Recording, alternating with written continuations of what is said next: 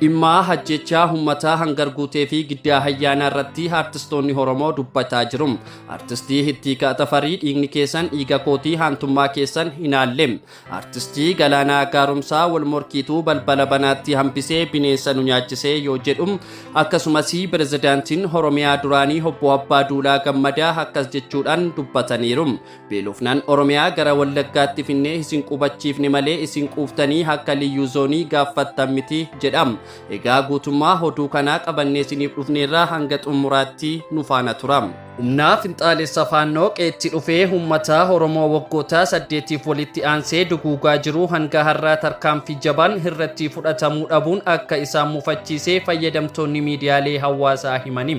Fayyadamtoonni miidiyaa hawaasaa uummata kanaa fi sagalee haa taanu jechuun duulaa marsaa hawaasaa irra jiruun qeen Oromoo akka kanaatti diina haalaa dhufeen sarbamuun akka isaan mufachiisee ibsaniiru. Hunda caalaa immoo uummanni kun waggoota 8 guutuu nama sadhagoo fi qaamaa birmatuuf dhabee humna finxaalessa kanaan qe'ee ofiitti jumulaan dhumuun qaanii ta'uu dubbataniiru. Humni finxaalessi faannoo diina hamaa ta'uu ibsanii mootummaan jalqabaa diina kana gargaaruun itti aansee immoo diinni kun yeroo sabaa irratti duguuggaa sanyii raawwatu callisee ilaaluun gochaa badii sirna kanaa ta'uu ibsaniiru. Milishoota poolisoota naannawaa fi humna farraa riphee lolaa Oromiyaa haantummaa sabaa qabaniin saba kanaa baraaruu fi wareegamaa kaffalaa jiranii fi kabaja guddaa qabna jedhaniiru fayyadamtoonni miidiyaa hawaasaa. Mootummaan humnoota finxaaleeyyii faannoo Wallaggatti uummata Oromoo fixaa jiran irratti tarkaanfii keessa deebii hin qabne akka fudhatu gaafataniiru. Uummanni Oromoo bal'aan immoo daangaa hanga daangaatti socho'ee waan barbaachisuun birmannaa barbaachisaa akka taasisu yaamicha dhiyeessaniiru. Egaa dhimma hangar guutee irratti artistii Galaanaa Gaaromsaa akkas jechuudhaan katabeera.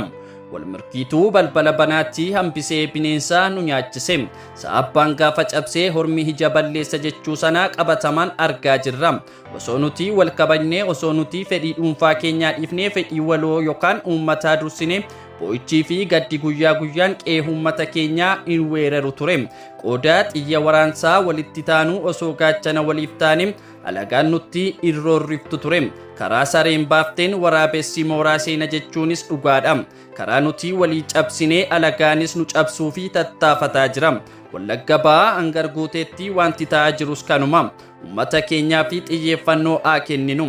Yaa Oromoo wal malee fira hin qabnu itti dabaluudhaan artistii Hittiiqaa Tafarii akkas jechuudhaan dubbateera. Dhiigni keessan dhiiga kootii haantummaan keessan inaallee wanti dubbatan baay'atee kan walii dubbannu wallaallee hiika qabsoo keenya kaleessaa firii isaa dhabnechi buute egaa waaqni isiniif haa birmatu uummata kiyya hangar guutee jechuudhaan toora feesbuukii isaa irratti katabee jira. Itti dabaluudhaan waloolataa qananii akkas jechuudhaan katabeera.